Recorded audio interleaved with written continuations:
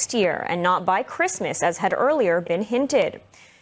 The U.S. United Nations Ambassador Mike Waltz is in Israel in the meantime and has made clear that Hamas will be disarmed and will have no role in Phase 2 of Trump's UN-backed Gaza plan.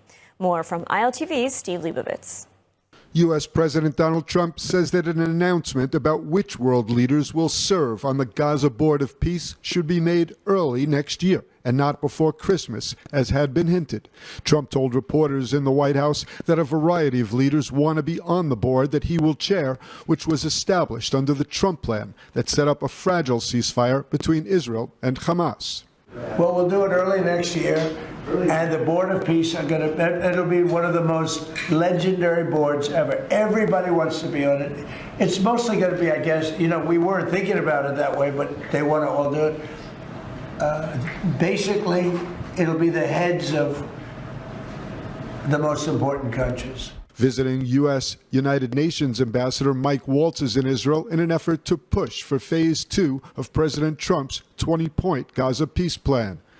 Israeli President Isaac Herzog thanked Waltz for his role in advancing the UN Security Council resolution backing Trump's plan, warning that delays allow Iran and its proxies to reorganize. The ambassador said the resolution creates a clear framework, a technocratic Palestinian Authority to restore services in Gaza, a funding mechanism, and an international stabilization force. Waltz reiterated Trump's position that Hamas has to go. And I want to be clear, as Hamas has to go. And the President Trump has been clear that's going to happen the easy way or the hard way. But there will not be any more Hamas. And what we cannot do, what we're determined to avoid, is what I call the definition of insanity. Somehow Hamas is allowed to survive, they rebuild, the international community pours billions into reconstruction, Hamas attacks again, and Israel has no choice but to respond. And here we are in this cycle of insanity. And meanwhile, high-level talks in Washington are zeroing in on Hezbollah's continued ceasefire violations in Lebanon. Foreign Minister Gideon Sa'ar, on a visit to the U.S., is warning that Israel's patience is running out. Foreign Minister Sa'ar calls Hezbollah the main obstacle to regional stability, linking the group with Hamas and the Houthis as a single Iranian-backed terror network that must be disarmed. In meetings at the State Department, Sa'ar told Secretary of State Marco Rubio that Israel may soon have no choice but a major offensive, as President Trump's end-of-year deadline for the Lebanese army to disarm Hezbollah approaches. Israel says Hezbollah is rebuilding on all fronts and warns it will not wait forever. Washington is asking Jerusalem to give Lebanon more time, but has also warned Beirut that failure to act will leave the U.S. unable to hold Israel back. Israel has carried out near daily air and military strikes across southern Lebanon since the ceasefire to target Hezbollah infrastructure, including ammo depots, command posts, and launch sites, and even struck Beirut's southern suburbs, killing its military commander. Israel says it is preventing the group's rebuilding in violation of the U.S. brokered truce. Israeli intelligence assesses that the Lebanese government wants to disarm Hezbollah but can't, fearing internal collapse or even civil war. Meanwhile, Hezbollah, despite last year's losses, is restoring its military strength with fresh Iranian funds. Israel-Lebanon talks continue, with another round expected next week, but tensions are rising, and the issue is set to dominate the Netanyahu-Trump meeting in Florida later this month, where a U.S. green light for stronger action could be decided. And joining us now with more on the latest developments in Gaza and the region is Lieutenant Colonel Jonathan Conricus, Senior Fellow at the Foundation for the Defense of Democracies. Jonathan, always a pleasure to have you with us. Shalom, thanks for having me. So, Jonathan, there seem to be two very different realities. On the one hand, you have this peace plan, the rhetoric of peace, and the strong desire on the part of Israel and the United States for a lasting peace. But on the other hand, you have the reality on the ground that paints a very different picture, one that sees Hamas, Hezbollah, Iran all rearming and gearing for another round. So at what point will Israel and the United States have to face the reality on the ground? Yeah, you're right. There's definitely parallel realities here, but I would offer a little bit of a different interpretation. I'm not entirely sure that Israel is looking for peace at this stage, because realistically, as long as we are surrounded by the groups and leaderships that we are surrounded by, I don't think that really peace is a realistic thing to be looking for, but first and foremost, victory, security, and perhaps then move on to positive things like the expansion of the Abraham Accords. But, as long as Hamas exists in Gaza, as long as Hezbollah exists in Lebanon, I don't think it would be really realistic and serious to speak about peace, but to contain the enemy and perhaps to defeat the enemy and deter the enemy from fighting. Now, when it comes to what the US and Israel will do, the thing is that there is a lot of very heavy presidential investment in the process in Gaza, and I'm not entirely sure that reality will be reflected back to Washington, D.C., and my current concern is that there are a lot of Hamas supporters that are interfering with President Trump's plan. The Turkish and the Qatari and the Egyptians are very active, proactive, and what they're basically doing, they're trying to dilute President Trump's plan from the very clear and correct plan that it was formulated, and as it was accepted and adopted by the Security Council. What they're trying to do now is to dilute it and actually have Hamas retain capabilities and stay in power without being disarmed. And that is a very dangerous path to go down, and I hope that the president and his team will be able to see through that move and not allow it to happen. And that's interesting because we are seeing disagreements right now between Israel and the United States over which countries will participate in the international force. There are delays, as we've heard. But at the end of the day, soldiers from Europe or from other Arab countries will not be the ones fighting Hamas. It will ultimately fall on Israel and on the IDF. And it seems that the longer Israel delays, the harder it will be to go back in and to fight Hamas, which is rebuilding. I mean, what is your analysis of this? I think you're right. The longer it takes, the longer time Hamas will have to reestablish their command and control, their logistics, their weapons manufacturing, and consolidate power in Gaza. Every day that goes by and the International Stabilization Force isn't fielded is a day that is wasted, and it's good for Hamas. And I think that at the end of the day, Israel will have to either threaten to use force or actually use force in order for things to change significantly in the Gaza Strip. And this will be a tremendous diplomatic and military battle here between Israel on one side, Turkey, Qatar, and Egypt on the other side, and then the US in the middle, having to decide which side it will prefer and who will actually get to have the final word about the future in Gaza. I can say one thing pretty clear. I don't think Israel, however heavy the diplomatic pressure will be, can allow a situation to exist whereby Hamas has any say or existence in the future of the Gaza Strip, which is what the other side is trying to create. And I don't think that Israel will be able to tolerate that. And if push comes to shove, a few months down the road, Israel will have to do the heavy lifting, and I hope that we won't have to find ourselves in that situation, but that is definitely a possibility. And the same goes for Lebanon. You know, Lebanon has so far failed to uphold its part of the agreement and disarm Hezbollah. Whether they simply can't or won't, that's another matter. And so it will also ultimately have to fall on Israel to do this job. But again, Israel can't act or won't act until it gets the green light from President Trump. How likely is that to happen? I think it's likelier that Israel will operate against Hezbollah in Lebanon than it will operate in any significant size against Hamas in Gaza, because the president and his team really want the Gaza peace plan to succeed. And I think that the pressure on Israel to divert Israel from doing what it needs to do will be very significant. In Lebanon, I think that the US and Israel see things more eye to eye, and understand that Hezbollah is a menace for future regional stability. It is a cancerous organization inside Lebanon, and that it would do Lebanon, Syria, and Israel a whole lot of good if Hezbollah is really dismantled. And yes, as you say, I agree, the only country that puts its money where its mouth is in the region is Israel. And when heavy lifting is required, then Israel is there to do that job, which would be very beneficial for the Lebanese state. And I can tell you that behind the scenes, I know that Lebanese officials, government officials and military officials are asking, pleading and hoping for Israel to come to the rescue and get rid of Hezbollah's main capabilities, because what we're seeing on the ground is a very worrying picture. We're seeing Hezbollah creep back down to the south. We're seeing the Iranians provide Hezbollah with hundreds of millions of dollars that they don't really have to spend, but they're spending them anyhow.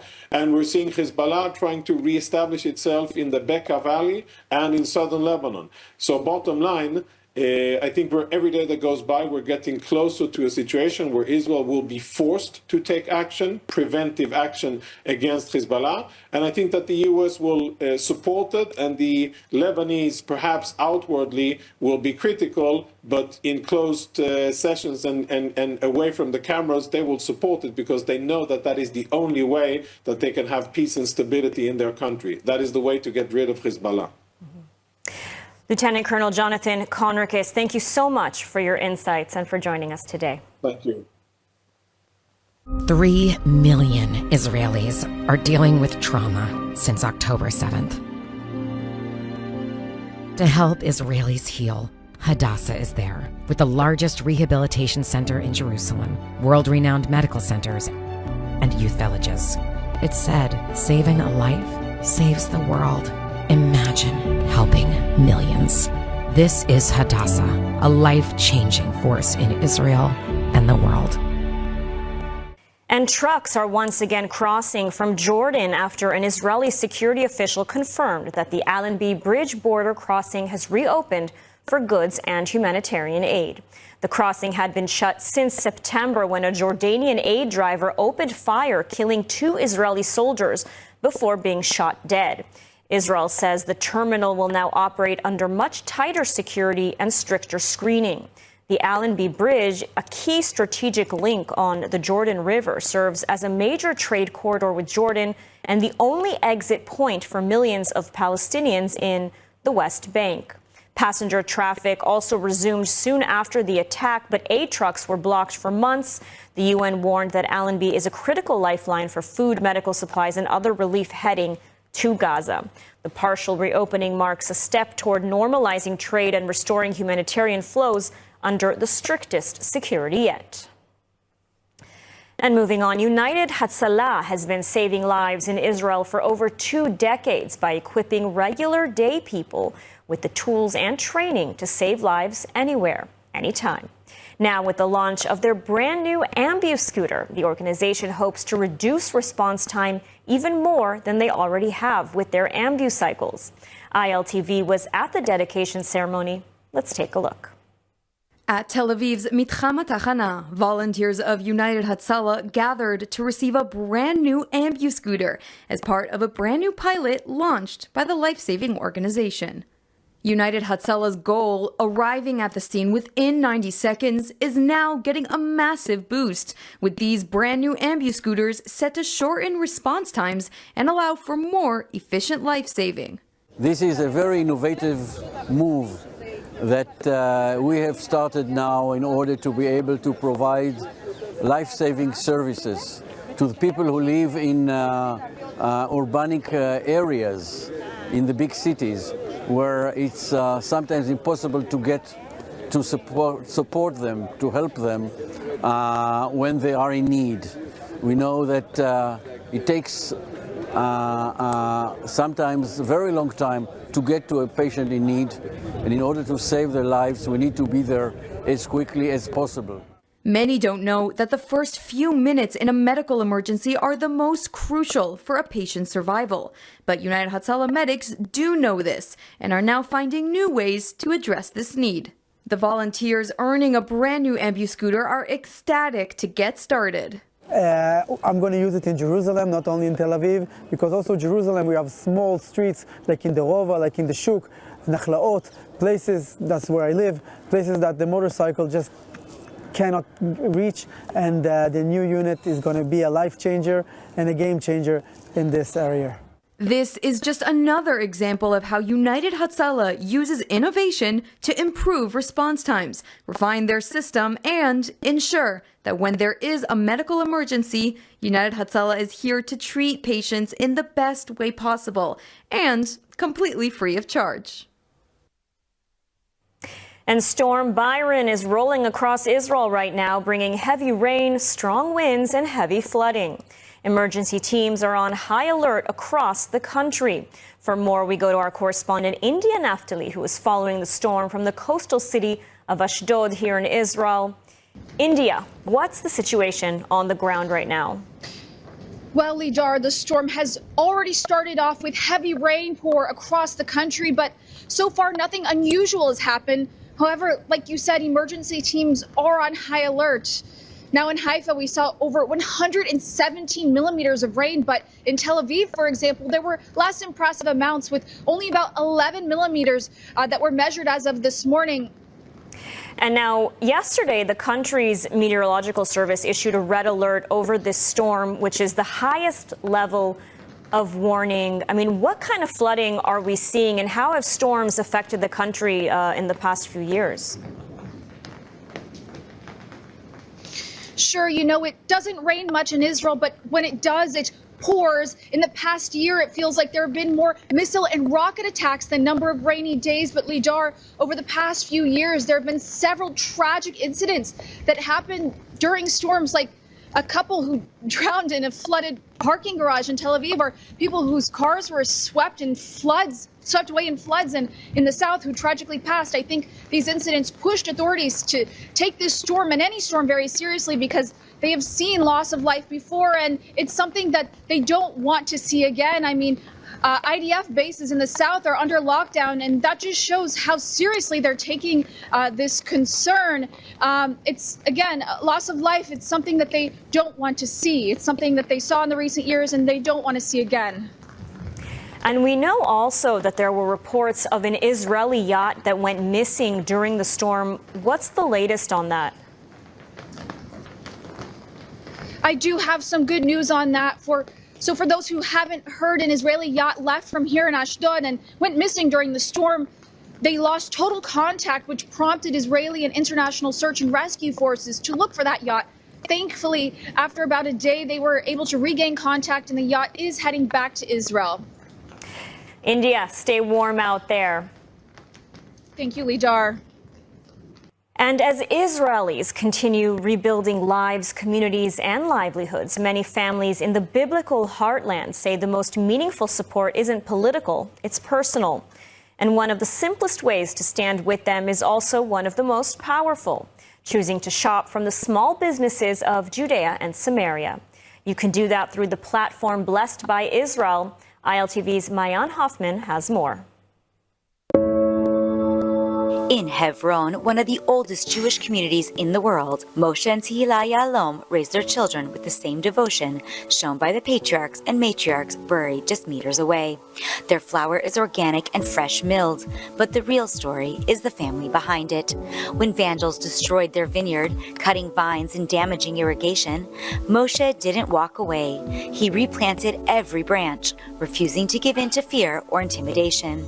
Today, the Yahaloms not only grow wheat and olives, they've also restored the ancient tomb of Ruth and Jesse, turning a neglected site into a place of prayer, beauty, and connection. This is the heart of Blessed by Israel, families who bring new life to ancient soil. Up in the hills of Benjamin, another story begins with a father's love. Shlomo and Naomi Keshet welcomed their son Elnatan, born with Down syndrome, into a bustling home of 6 boys.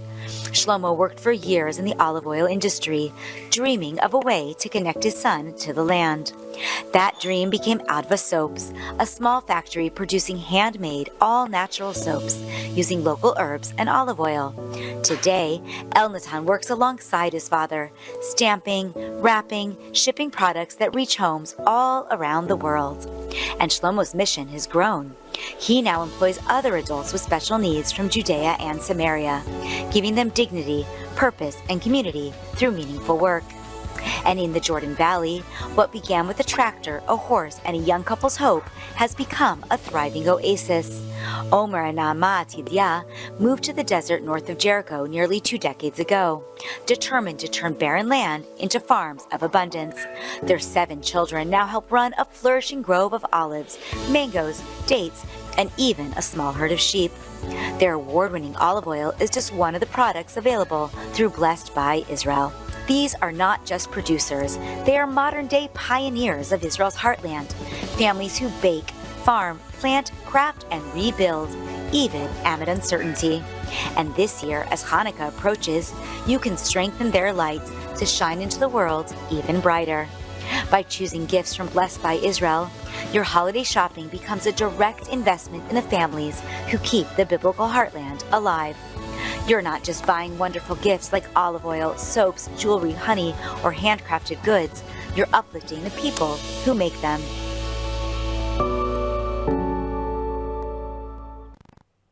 And you can scan the QR code to visit blessedbyisrael.com and use ILTV's code BLESSISRAEL for 10% off your first order. In the White House, President Trump announced that the Gaza Board of Peace will be announced early next year and not by Christmas, as had earlier been hinted. The U.S. United Nations Ambassador Mike Waltz is in Israel in the meantime and has made clear that Hamas will be disarmed and will have no role in Phase 2 of Trump's UN-backed Gaza plan. More from ILTV's Steve Leibovitz. U.S. President Donald Trump says that an announcement about which world leaders will serve on the Gaza Board of Peace should be made early next year and not before Christmas, as had been hinted. Trump told reporters in the White House that a variety of leaders want to be on the board that he will chair, which was established under the Trump plan that set up a fragile ceasefire between Israel and Hamas. Well, we'll do it early next year, and the Board of Peace it'll be one of the most legendary boards ever. Everybody wants to be on it. It's mostly going to be, I guess, we weren't thinking about it that way, but they want to all do it. Basically, it'll be the heads of the most important countries. Visiting U.S. United Nations Ambassador Mike Waltz is in Israel in an effort to push for Phase 2 of President Trump's 20-point Gaza peace plan. Israeli President Isaac Herzog thanked Waltz for his role in advancing the UN Security Council resolution backing Trump's plan, warning that delays allow Iran and its proxies to reorganize. The ambassador said the resolution creates a clear framework, a technocratic Palestinian Authority to restore services in Gaza, a funding mechanism, and an international stabilization force. Waltz reiterated Trump's position that Hamas has to go. And I want to be clear, as Hamas has to go. And the President Trump has been clear, that's going to happen the easy way or the hard way. Right. But there will not be any more Hamas. And what we cannot do, what we're determined to avoid, is what I call the definition of insanity. Somehow Hamas is allowed to survive, they rebuild, the international community pours billions into reconstruction, Hamas attacks again, and Israel has no choice but to respond. And here we are in this cycle of insanity. And meanwhile, high-level talks in Washington are zeroing in on Hezbollah's continued ceasefire violations in Lebanon. Foreign Minister Gideon Sa'ar, on a visit to the U.S., is warning that Israel's patience is running out.